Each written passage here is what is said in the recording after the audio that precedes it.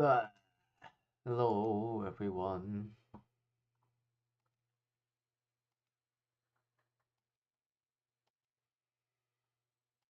Oh,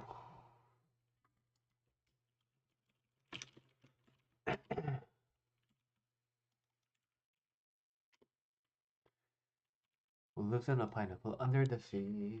SpongeBob SquarePants. Absorbent and yellow and porous is he. SpongeBob SquarePants. If nothing cold, nothing be something you wish. SpongeBob SquarePants. Then drop on the deck and flop like a fish. SpongeBob Square. Ready? SpongeBob SquarePants. SpongeBob SquarePants. SpongeBob SquarePants, SpongeBob SquarePants. I love how this works. Okay. Today, I don't have a ton of topics that I thought of beforehand, but I do have one topic that I thought beforehand. So, I'm hoping I could be talking more with you guys if you participate.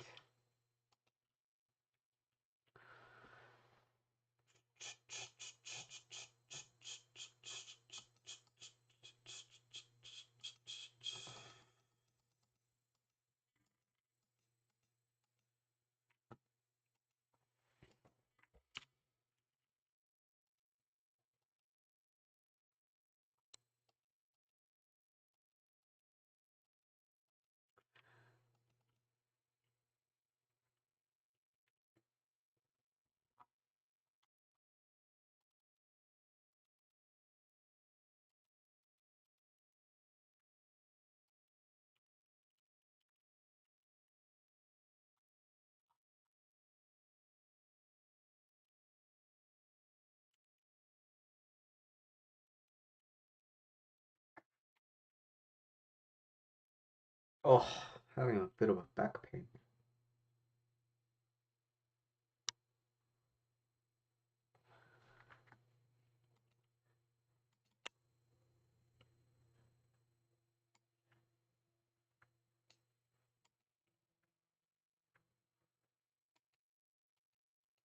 Okay, let's start with the video of today.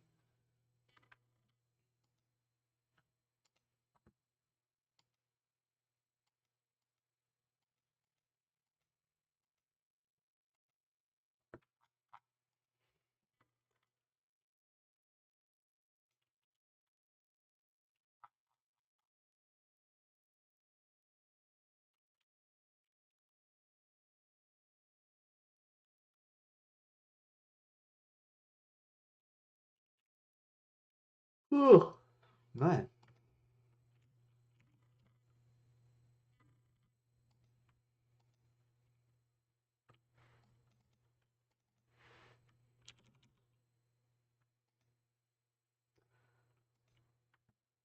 Okay, cool.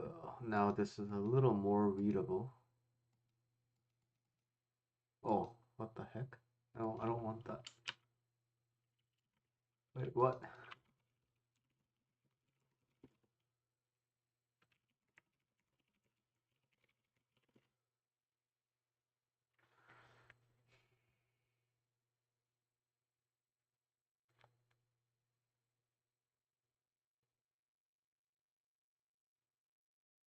Wait, what? Not that. No, I don't want that.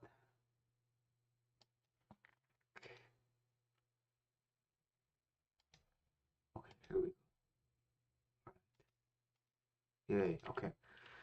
Cool. Recording today's video.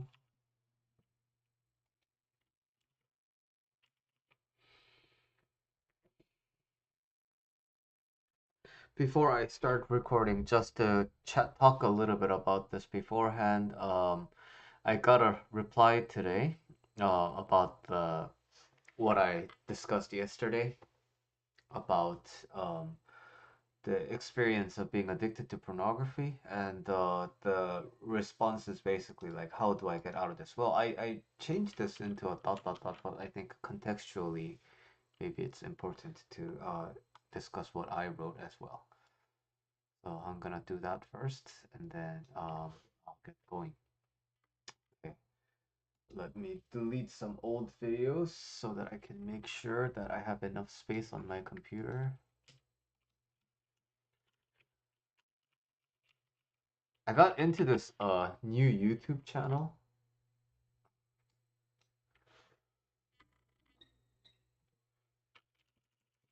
called Noble Knight. Um yeah, Noble Knight Adventures, and it's really funny, and it has really these nice songs. So I was thinking like yeah, maybe I should dance and do more short videos that feature the music that I like. But anyway, getting back onto topic. Uh okay. So now let's actually talk about some life coaching stuff. Yesterday we discussed a situation where we have a pornography addiction, and when we stop, we just find it that it's sort of near impossible to watch, especially with all these reasons that your brain likes to come up with. And now, something I failed to mention in the video yesterday was about the context of this, right? So this person ultimately wants to stop. So the original thread is not created by this person, but my original recommendation of look at what purpose this addiction is serving is because it's to help you understand like how to quit. So the based on yesterday's video, I wrote this comment, right? So something that the brain does is it wants to resolve to a state where it doesn't feel bad. Stuff that we talked about in yesterday's video, and tying that to what we discussed earlier, which is what I didn't do in the video yesterday. Um, so the pornography is meant to like mimic the experience that you would have with the girlfriend, right? So with the girlfriend, ultimately the aim is to like love and both physically and spiritually and mentally. So at the same time, the more that you engage in this kind of behavior by yourself, you kind of have control over it, right? So what you will get used to is feeling like you can have control over your sexual desires and urges. So in this case, when you actually get a girlfriend, then you will most likely start to think of the girlfriend as more of a sexual object. It's because that's the brain association that's basically being primed, right? And so we all start from this feeling of like I want to really feel loved, and because that feeling is not being satisfied, you want look for controllable ways to invite that into your life because the things that are outside of your control aren't really working to give you that happiness. Hi Carolina, how are you doing? Haven't seen you on stream in a while, but welcome back. I'm just shooting a quick video right now. And okay, getting back onto the topic. So the danger in this situation is the more you engage in this, it just gradually becomes less and less and less about love, and it's more and more and more about control. And now, as I offered this, the reply that I got today is yes, that could be, but how do I get out of this? Sometimes I really think it's impossible to stop. The urge of watching nude women will always be there low. So, what's really important to notice here is that um, at this state, this person doesn't really see a point in stopping because yeah, just because I stop, what's that gonna do? It's just gonna make me feel bad, and it's gonna leave me feeling bad. So you could not do it, but there's something needs to be like occupying the mind because you don't want to feel bad, right? Which gives us two clues onto how to move forward in situations like this. Number one, you deal with the problem. Like you deal with the feeling that you experience. You understand that it's ultimately not. It just feels bad, really, really bad in the body and mind. But it's not going to stop you living the life that you want to live. But most of the times, the feeling blocks you from thinking the life that you want to live, right? And that's one way of dealing with it. And the second thing is, okay, so like, yeah, then just continue down this path because again, you have no reason to stop. And then the pattern will just reinforce itself stronger and stronger and stronger. And then you will find it deeper and deeper and deeper to kind of, get out of this pattern. Hey, but that's kind of the hole that you dig for yourself, right? It sounds really doom and gloomy, but it's the same mechanism of how successful habits get formed too. Once you start forming a successful habit, and once you start thinking like I want to live like that, and then execute that, it kind of becomes harder for you to think of yourself in a negative way because you like built up a lot of resistance and tolerance around negativity. So the more you engage in that, you can occasionally have bad days, but it's not going to consume you at all. So it really works both ways. But as of right now, you might not see the primary reason to why should I stop. But you just have to understand that on the longer term, if you're always looking for short-term gratification, you will miss out on the longer term. It's just a kind of a trade-off, right? So if you're okay with that, then you just keep making that short-term kind of a satisfactions. But if you look at the life in the longer run and you want to invest in your future, then you gotta start thinking about beyond this feeling. Maybe like after watching pornography and after you have your peak experience, you can really sit down and like, okay, now that that's out of the way, how do I want to live? Like, what do I want to do when I'm not watching porn? Like, the post-orgasmic state is a really good state to kind of think about these things clearly because you're less controlled by urges. So that's sort of the way you can tackle it. But ultimately, it's up to you to change your mind, change how you feel inside of here. You want to stop. That's when things start to change. Right now, you don't want to stop. And to be honest, that's the state where 99% of people are. We just want the good of both sides and never the bad of both sides.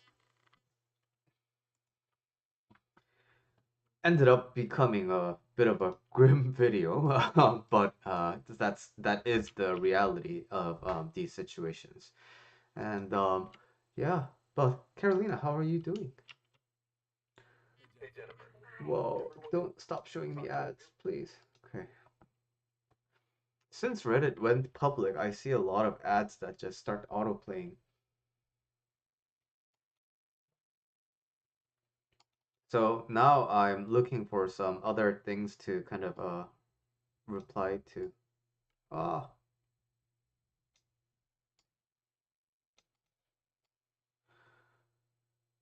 men cannot have preferences without being judged. Can't I am a bit triggered because I hate hypocritical people. So, I'm just gonna go through these.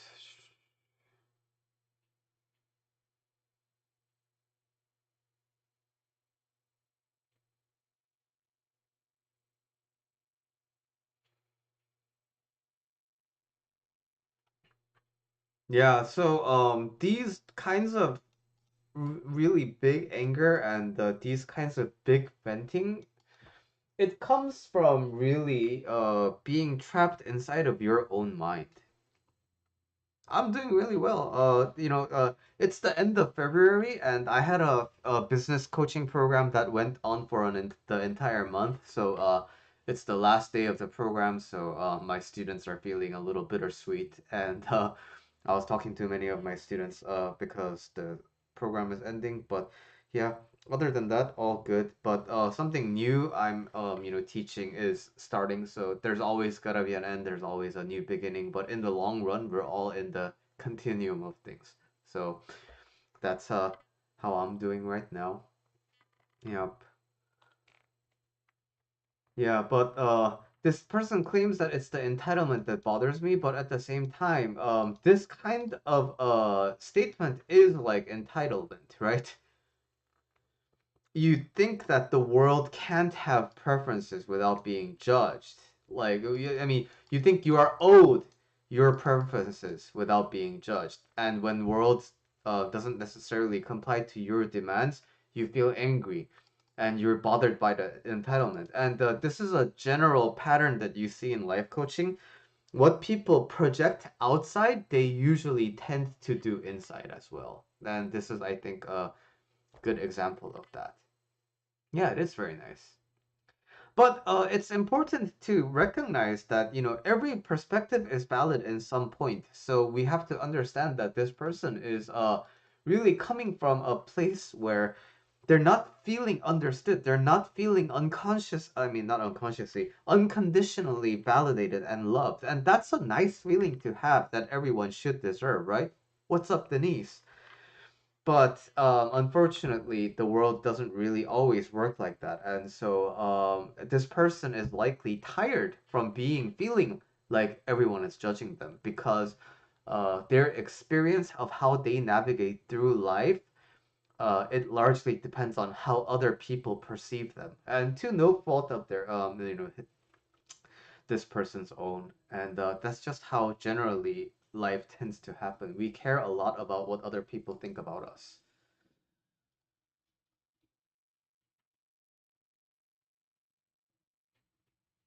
For those who've successfully made a major life change, what was the turning point for you? I'd say the turning point for me at least is just really you can't get around it. Just changing your mind.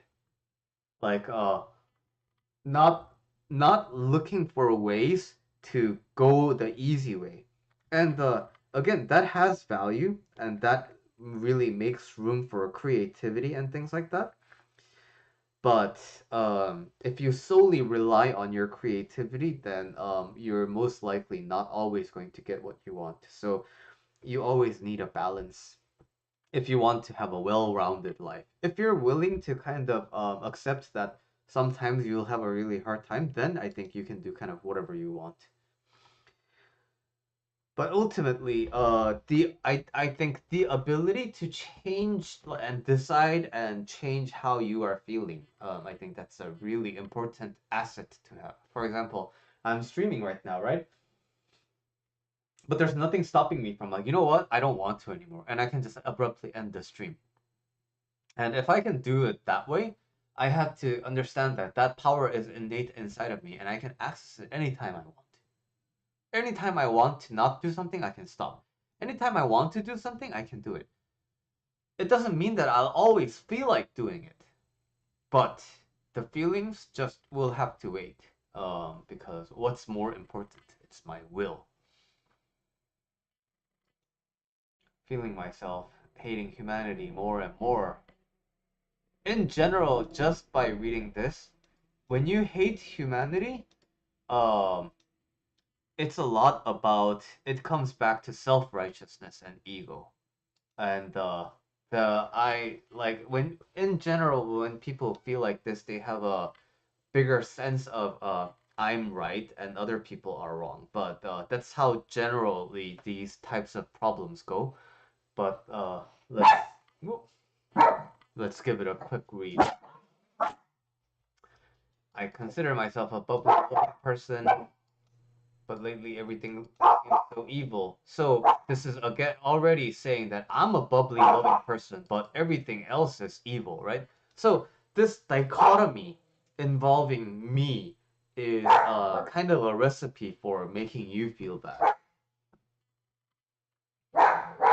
I start my day with so much energy I teach, but I find myself disheartened by the end of each day on the state of our youth and education system. Then I go home and try to unwind by taking my pooch on a walk and see people in my neighborhood littering out their car windows right in front of me, yards filled with dog feces, home pitless people milling about the city, strung out on strong corners. I tried to read some news, check in on my group chat. Everyone has drama and consistent cycles of not trying to better themselves. I check out TikTok. Everyone hates each other.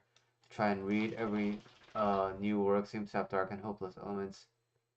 Pair of new shoes. Yep, I'm so inundated with the lack of community love and lack of collective responsibility. So yeah, you just have to recognize that in all of this, right?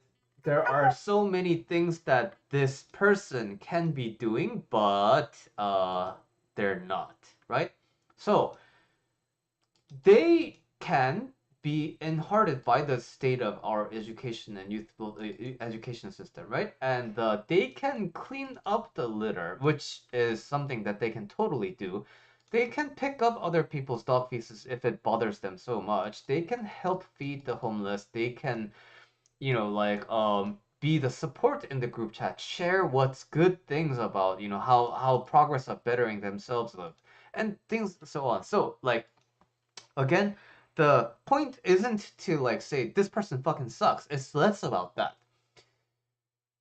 What I'm trying to point out is ultimately when you are engaged in this kind of thinking, the person who really loses out on life is you, right?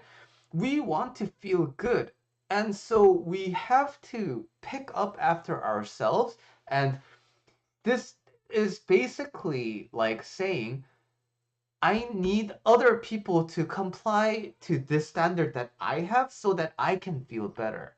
And they're basically outsourcing their happiness.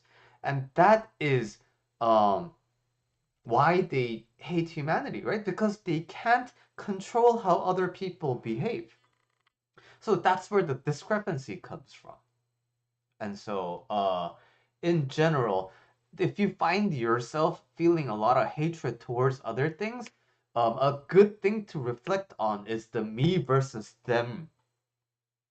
And so, you kind of effectively, if you're subconsciously effectively turning everyone else into an enemy and everyone else into a competitor, instead of someone you can work with, instead of someone you can get to know better, instead of someone you can help, then you will most likely be filled with a lot of hatred. And again, it just doesn't serve you. It just makes you feel bad. And the reason why I do these streams is because I want you to feel good.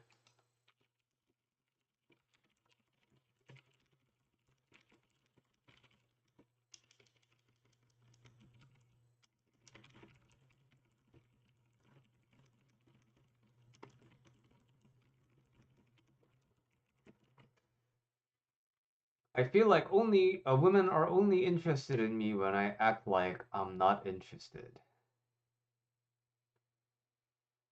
Yeah. Well, um,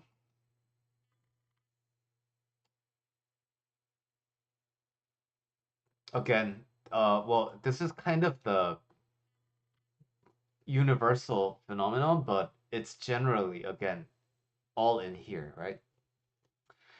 Um, and moreover, there are so many women in the world, right? And so many men in the world who are in your preferred sexual orientation. And unless you are like a serial dater, the chances are your sample size is not going to be that large in order to make a really reasonably correct statistical model. So, yeah, if you want, but more than that, this is, I think, about what I want versus what I think other people want. So, I feel like women are only interested in me when I act like I'm not interested. Okay, but now with that, right?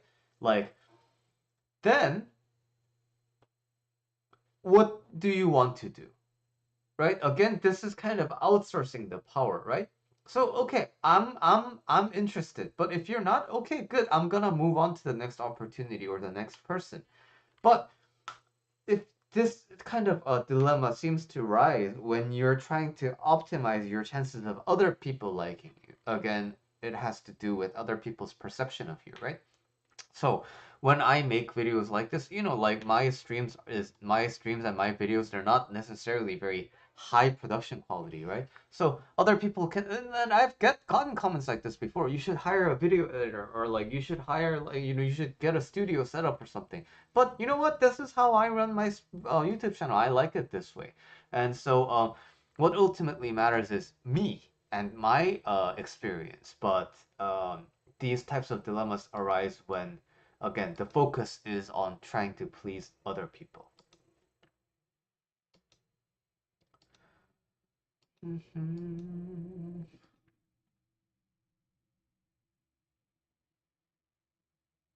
I actually have another topic that I wanted to discuss today.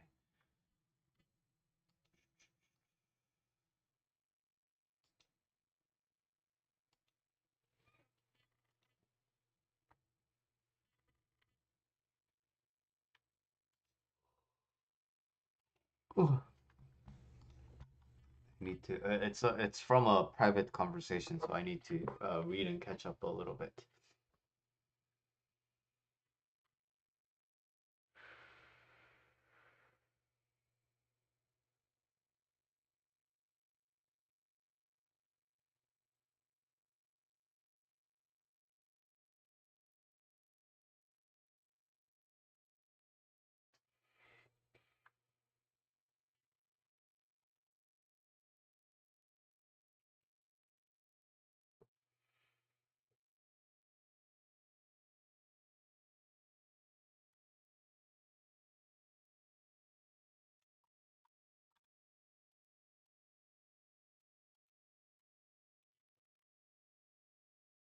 Okay, I'm gonna record.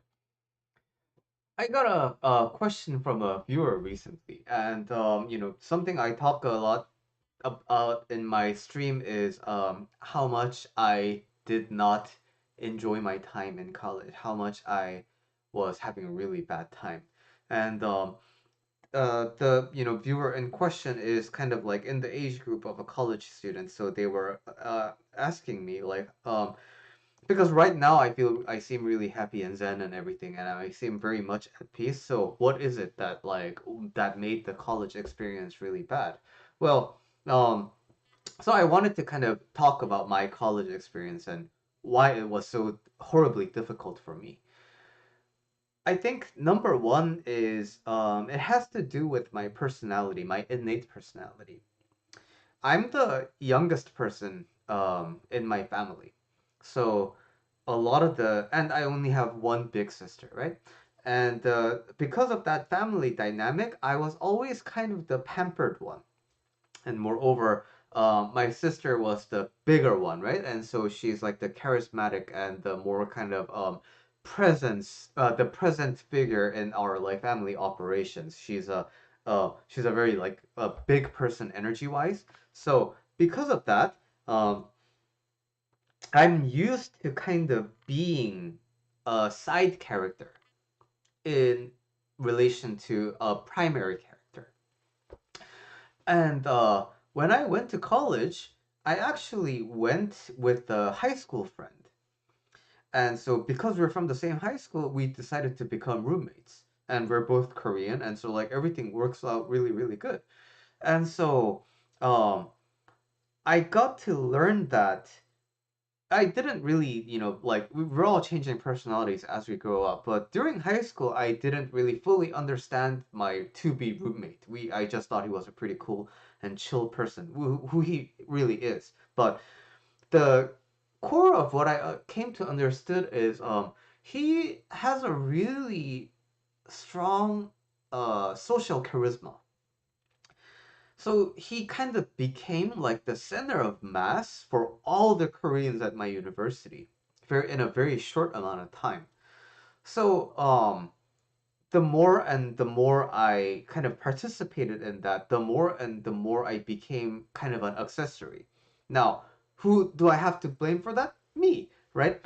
And so eventually, I kind of started to have my own deeper introspections and things like that because, you know, um, aside from being a person who is kind of pampered, I'm also very anxious and I'm very insecure. That used to be a very big part of my persona. So as I was going through this like difficult time in college, well, academically difficult because like I think everyone goes through this kind of phase during college, especially if they go into like a higher caliber educational institution. I'm used to being the hotshot in high school, right? I'm like, oh, I'm so smart. And then I go and I'm like, wow, I'm not smart. I fucking suck. So, coming to terms with the reality that I'm not really all that great was a very big, heavy hit. And moreover, I did some like, growing, and like I did some personality shifts on my own, right? Especially when I in college I meet so many different people. And one of the things that's really kind of distinct about Korean society, especially in America, is Koreans tend to be generally very, very, very cliquey. And they tend to be very, very, very exclusive of non-Korean people. So you will, I'm sure there's some common aspects about this in other cultures as well, but Koreans really ostracize and make other ethnicities and other, nationalities feel out of place. And so, the more I kind of participated in these Korean circles, the more I found myself kind of like, but like I wanna experience a lot of this, like some other things, I'm in college after all. But another aspect of Korean, cliques is that it makes you feel bad if you're not hanging out with Korean people. I don't know. That's at least my understanding of the general phenomenon of Korean communities in the United States in general. So because of that, I found myself wanting to kind of branch out, but then I don't want to lose connection with my people. But then even if I'm with my people, I'm kind of always a side character. So I always had this personality dilemma of like, what am I? Like what's my character? Am I just here to just kind of fulfill a character role? And I'm like, and that was a really kind of a tough situation to be in. And so eventually I decided to kind of break away from my existing friends. But put all your eggs in one basket, and then the egg basket is basically blah, gone, right? So around the junior and the senior year, right? I basically had no friends, and coupled that with like just I lived in California nearly all my life, and then going to upstate New York is like, oh, it's either so much rain or it's either so much snow. There's like no sun, and typically what people consider Seattle to be, I think upstate New York is kind of that. And so weather-wise and hormone-wise and vitamin D-wise, I was really not having a good time.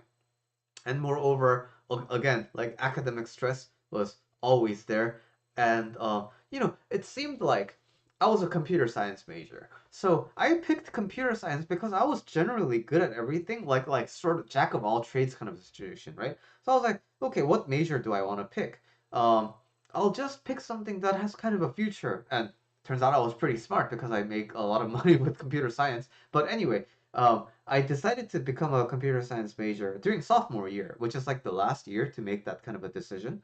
But uh yeah, like turns out all my peers in my major, they were already high school aces in computer science.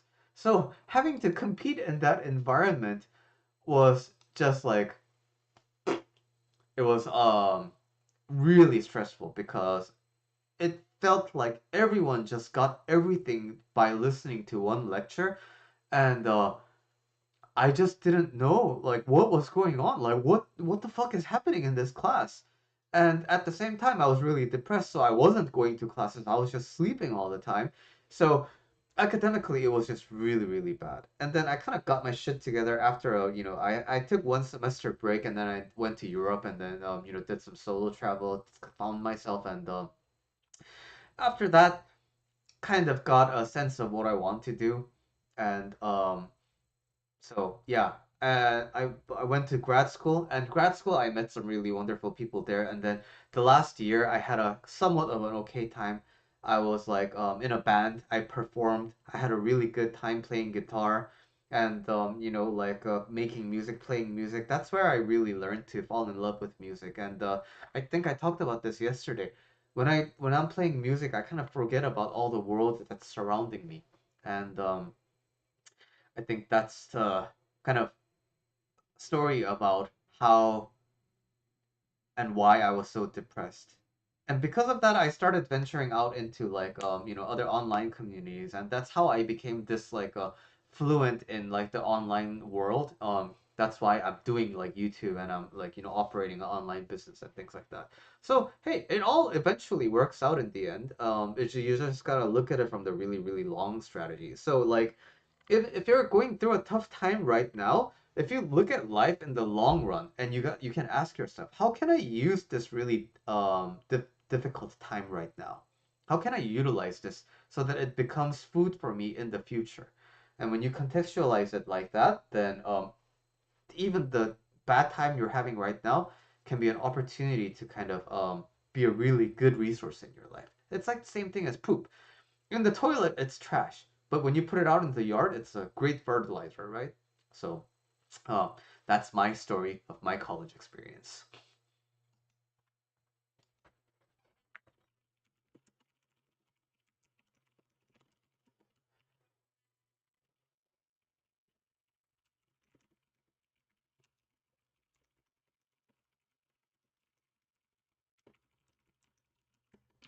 All right,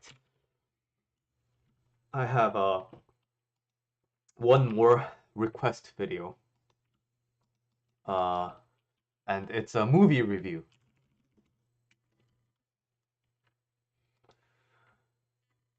It is Inside Out. Let's talk a little bit about Inside Out.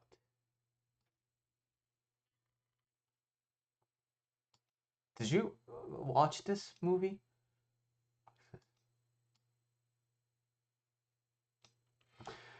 I need a brief reminder. I have a vague idea of what I want to talk about, but I need a quick reminder of the how the movie went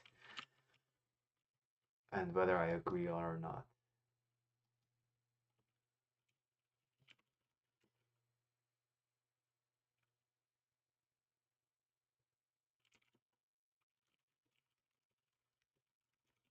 It's the yeah, I is the second one out?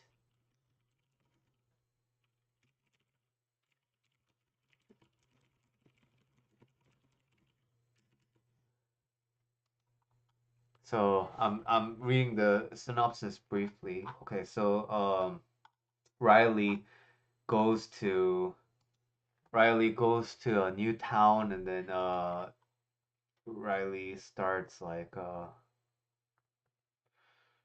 feeling sad, but toxic positivity is like, no, everything has to be good, and so yeah, yeah, it's not out yet, right? So okay, I was yeah, and Riley gets angry, and then the emotional island,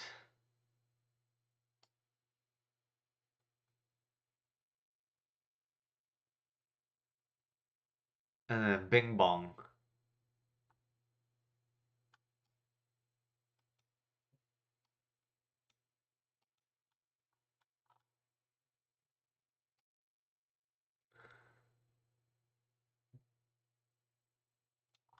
Huh, there's a lot about this movie I'm not remembering correctly. Hi, Ro. Hey, Algos, how you doing? Welcome to the stream. I'm about to talk about Inside Out, but I'm not remembering certain parts.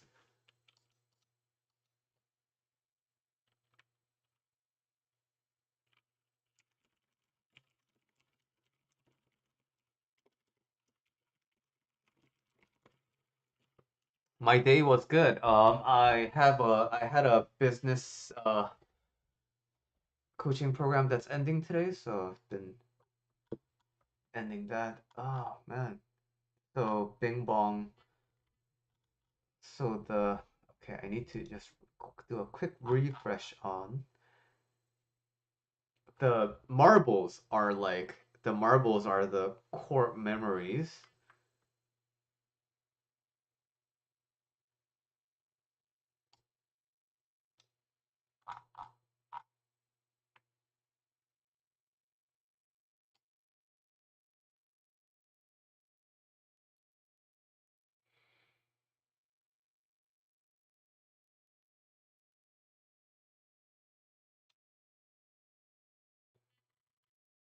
Whoa!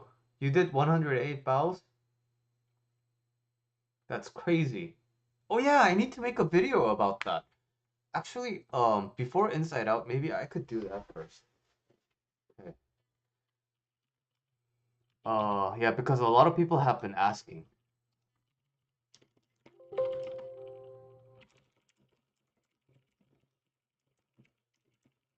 Yeah, I'm gonna review Inside Out after I make a quick tutorial video about how to bow. Because yeah, many people have been asking me how I actually do the practice. And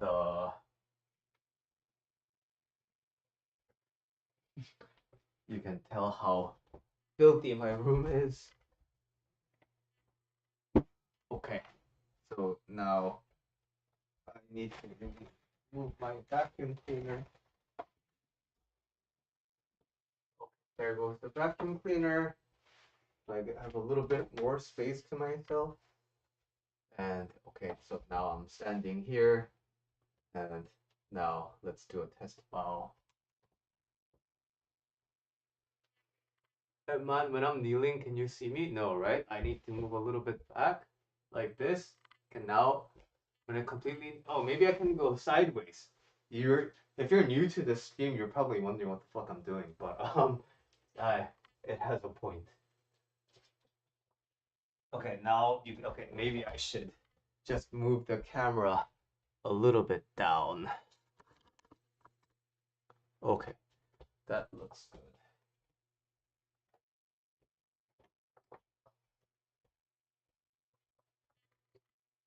Okay, let's record this real quick. Hello everyone, this is a strange angle you're seeing right now, but I want to show you, many people have been asking me how to actually do the bows, so I want to show you, if you are interested in doing the 108 bow practice, this is how you do it. So I, as you know, use these beads to take count of my bowing. So this gold piece here, I have to. There's 36 beads here, so I just make this pass 3 times, and that's how I do it. But in any case, uh, in order to get started, it's nice to have like a cushion here so that your knee doesn't get hurt. But you start by kind of having your hands in prayer and you kneel. And as you put the foot down, the left foot goes on top of the right. And as you sit down, you put the palms down and you put your forehead to the mat. And then lift your palm up. And then you just do the reverse of that. And this is one bow. So you do this 108 times. So to just show you how this would realistically go.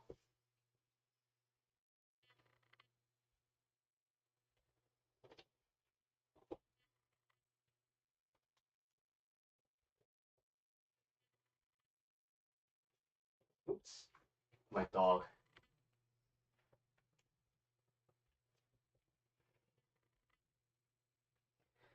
And when you conclude, this is more of a etiquette, but when you conclude the bows, after this, you put your palms together, put your forehead on your palms, put the palms flat on the mat, and that signifies the end of this bow, end of this sequence. And that is how you practice the Buddhist, the Korean practicing Buddhist 108 bows. It's similar to Muslim praying. Yeah, I think I do see I noticed the similarities. Well, hope that helps. All right.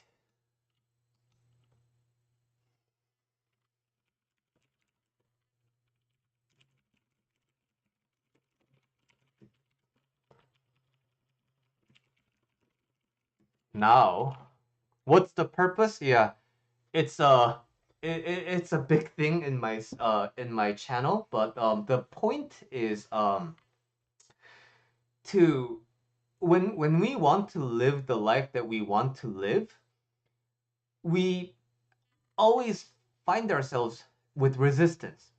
Like, for example, we all want to be healthy, we all want to exercise, we all want to eat healthy and things like that, right? But you want to eat steak, you want to eat a hamburger, you want to eat two hamburgers with french fries and the mayo, and like you want to wake up early, but at the same time, like it's so hard to wake up. So you realistically, in order to really achieve the things that you want in your life, a very good and valuable skill to have is the skill of moving past resistance. And 108 bows is basically a way to specifically train that muscle inside of your brain that mopes and complains and doesn't want to do it and yet does it anyway. It's a way of training your willpower. So that's the greater purpose behind it. And I have an entire podcast episode on it. So if you want to look more in depth, you can look for that. So now let us talk a little bit about Inside Out.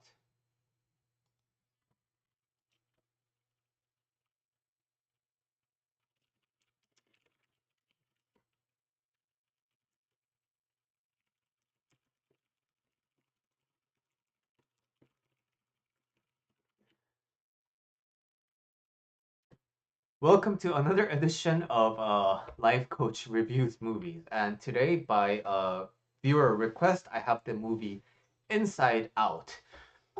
Inside Out is a very interesting movie because it's a movie that kind of like went super meta for Pixar, right? Yeah, you McDonald's across the gym. Yeah, like I don't know, but I think if you hit the gym, McDonald's, you kind of earned it. So, hey, proteins are protein. I'm gonna take proteins. Okay. Back to the video. So there's a popular meme that goes something like, Pixar makes movies about emotions, right? Oh, what if fishes had emotion? What if cars had emotion? What if something else had emotions? And now this was a meme that goes like, oh, what if emotions had emotions, right?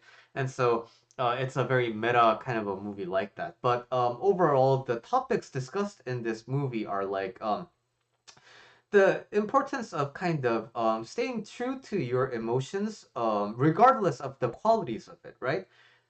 The protagonist seems to be Joy, and the story more or less revolves around Joy and her adventures.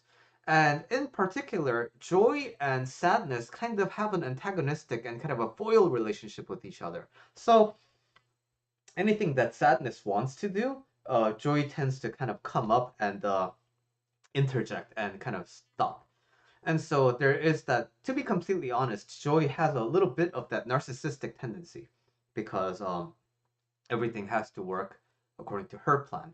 And when it doesn't work according to her plan, then like Joy becomes really passive aggressive super quickly and is very clearly uncomfortable with the idea of her not being in charge. So, some the first topic I want to discuss about Inside Out is, well, do I really think that how accurate is this representation of emotions, how they interplay? I think a very accurate representation of it is that you will see that it's Riley who is living her life, right? Riley is the girl who's the actual human and not the emotions. But you will see that depending on who is in the driver's seat in the emotional control room, her behavior completely becomes different. And I think the movie is very accurate in that the emotions they tend to hijack the driver's seat. And so if you don't have a good relationship with your emotion, by that I mean if you don't know how to sit through the emotion, or like, understand the emotion in depth so that you can resolve it. If you find yourself always just reacting to the emotion, then you're kind of letting the emotion take the driver's seat. I make the analogy of like it's an Iron Man suit. So Iron Man suit is really powerful. So ideally you want to be in it.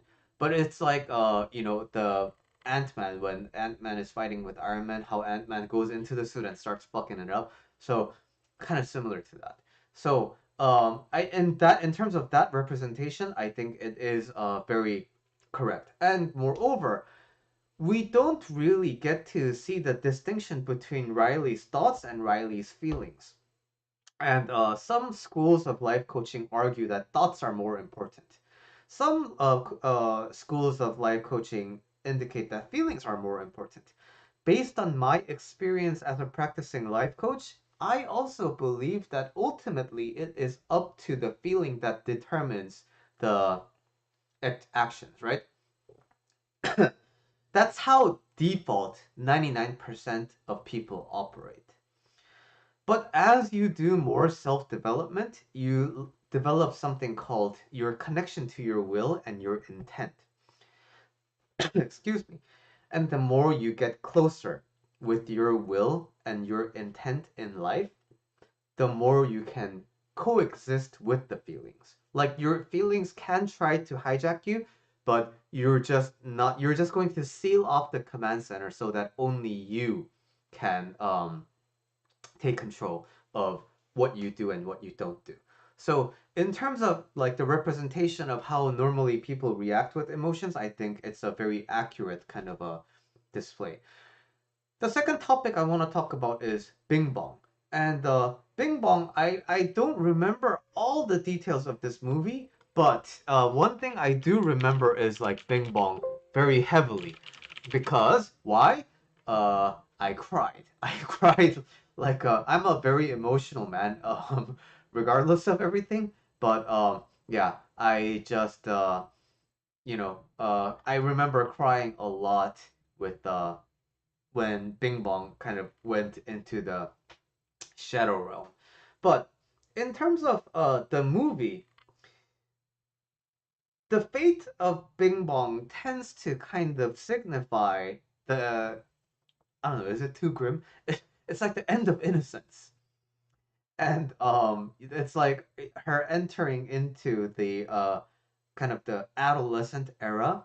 And you know the movie tends to represent that like Bing Bong just kind of like goes away for good in the realm of like forgotten memories. But as again from my practice, I find that normally these don't Bing Bongs don't really ever disappear. So I think that is maybe the movie does see it that way, but we just don't know because Riley hasn't reached adulthood yet. But how Bing Bong just disappears into the, it's good for dramatic effects, but if you are feeling like you lost touch with your inner childhood and all the things that used to bring you joy because of your childhood, then I just want to offer to you, based on my experience, Bing Bong doesn't really ever actually die. Quick pause here. Aren't emotions like a chemical reaction in our bodies? Sometimes they just take the wheel and we can't find any reasons why you feel like that. How can we rule our emotions in a positive way? Yeah, you're right. Emotions are chemical reactions, but like when you're in the emotions though, right? It's really difficult to notice that. And so that's why meditation and like that's why all the practices around self-development is focused around noticing. Because if you're pissed off and you're about to cuss someone out, when you notice it, you can take action against it to kind of tone it down. But when you can't even notice because you're so in the zone, then you are more likely to kind of do actions out of that feeling, right? So they take the wheel and uh yeah, but it's just how can we develop that sense of noticing? It's just you have to be intentionally inviting more opportunities to be more present and more observational in your life. Because a lot of people live on autopilot because they just move from emotion to emotion to emotion. You need to, if you want to notice your emotions, you need to start introducing a practice where it's so inherently neutral that you need to have this experience of like having an empty brain. And that is what I call meditation. And moreover, bowing from before, it helps with that. What's up, Kaylee? Yeah, I put it on Discord, but apparently it did not make it your way. But yeah, I'm doing good. Everyone's doing good. At least everyone has said in the chat they were doing good.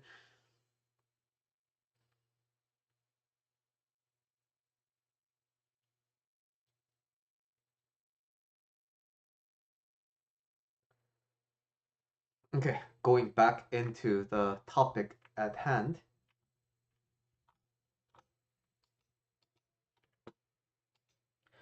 So now that we have discussed the eternal presence of Bing Bong, uh how really in terms of how do I think about the movie's representation of emotions in general? Well, the movie indicates that there's like five different kind of feelings, right? But in reality, there's a lot more different feelings, and again, this may be due to the fact that Riley is still young and her emotions are developing, but emotions can be very nuanced, right? Like for example, bittersweet, and there's a grief and things like that when you love dies and things like that. And so I think the development of these types of nuanced feelings um, are hinted at by joy and sadness kind of making amends and becoming more of a forming a more organic kind of a partnership.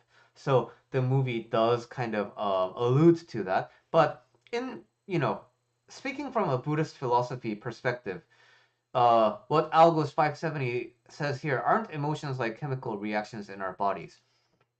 That is kind of it. Um, Emotions tend to get the best of us, but it's not set in stone that we always have to comply with our emotions. If you are familiar with the material in my channel, most of my videos are about how to coexist with your emotions so that you can feel the emotions while actually doing the things that you need to get done, right? So the emotions are uh, going to always be present, but at the same time, what I want to offer you is that the more you get into self development, the more you will learn about the concept of attached happiness and unattached happiness. Attached happiness tends to come from like external conditions. So, for example, I got a raise at work, yay! And but then the thing is, I'm gonna get used to that new amount, and then when I don't get a raise next year, I'm gonna be bummed out. But it's the same kind of it's the same amount of money. But because it's a new stimulus, I'm like, yay! And then I get used to it, and I'm like, oh. The movie doesn't really show us any types of like attached happiness and unattached happiness. But as you navigate through life, you go through highs and lows, and you want a lot of things, and you try to get a lot of things done in your life. And the more you work with your attached happiness, the more you will find that it always goes down. So you're always repeating a cycle. So how can we permanently be happy? That will be the question that you constantly ask yourself as you get deeper into the world of self-development. And the only way to kind of find that, lasting happiness is to just understand that there's no reason to feel sad. There's no reason to feel any kind of suffering. So the green characters, I think the green emotion, I think is disgust, right? Anger, and then I think this is what's the purple one? Uh, uh, I have no idea. Yeah, but anyway, the it's not good things, right? What's important is once you develop spiritually, and once you get to that state of oh, nothing really bothers me anymore, it's less about the narcissistic kind of joy who wants to run the show. It's more that the other emotions just start to not have a point. Like I could feel sad, but sadness usually comes from attachment to things. And I know that when I attach to things, yeah, I can feel happy, but I know that it's always gonna lead to a down because I'm gonna get used to it. And I can feel disgust, but like disgust is like, what's the, like, yeah, I can feel bad, but if I had the option to not think of it that way, like, why would I choose to feel disgust? So the more you have choice over your feelings, the more these other types of emotions just kind of lose steam. And I think ultimately, the emotions kind of merge into one mega emotion called unattached happiness. Or like yeah, I think that is ultimately what real happiness looks like. But again, everything is contextualized, and I'm speaking from my perspective, and your version of happiness can be completely different. And I think ultimately that's another message of this movie, right? Because sometimes we get to see the emotions inside of dad, sometimes we get to see it inside of mom, sometimes we see it in Riley's classmates. So the movie is really emphasizing that our emotions are all different and they're all okay. And so, all in all, I think it's a good representation and a really good talking point about mental health and emotions in general. Thanks for watching this episode of Life Coach Reviews Movies. And if you have a movie that you want me to review, please let me know. If I haven't watched it, I will watch it for you and give you a review. Alrighty, that is all the videos I had planned to make today.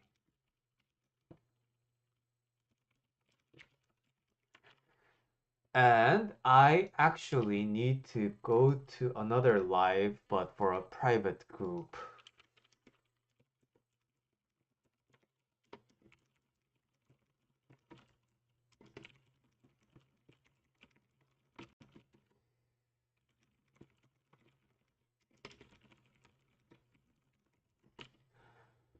But thank you for joining. And as always, if you are new to the stream and you want to hang out at the my Discord channel where I announce the streams before I go, and if you want to talk more about life and talk more with me about life in general when I'm not on stream, you can talk to me here.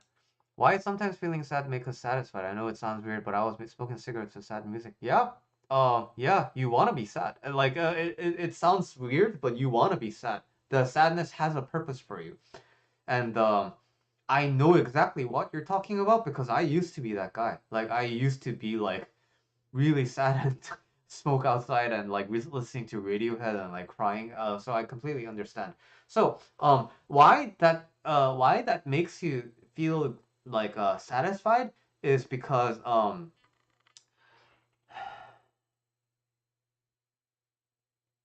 in those we all have this tendency to want to be received. We want to be accepted and we want to be witnessed, right?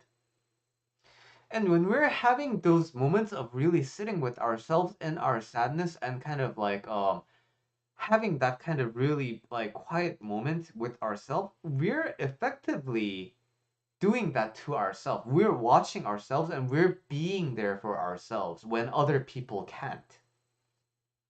So it makes us feel, ironically, that sad and like really being with yourself, it kind of helps you feel not lonely.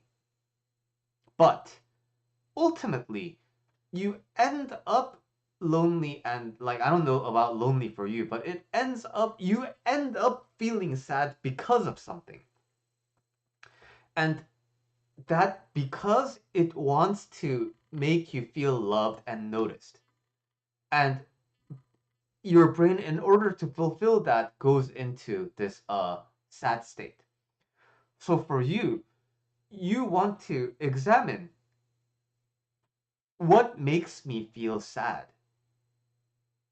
because that reason is what you want to be working with rather than the sadness. The sadness is kind of the result But if we don't do anything about the cause, then cause and effect relationship, right? So you're always going to have something to work with. So if you want to get to the bottom of it, we always want to look at the cause instead of the result.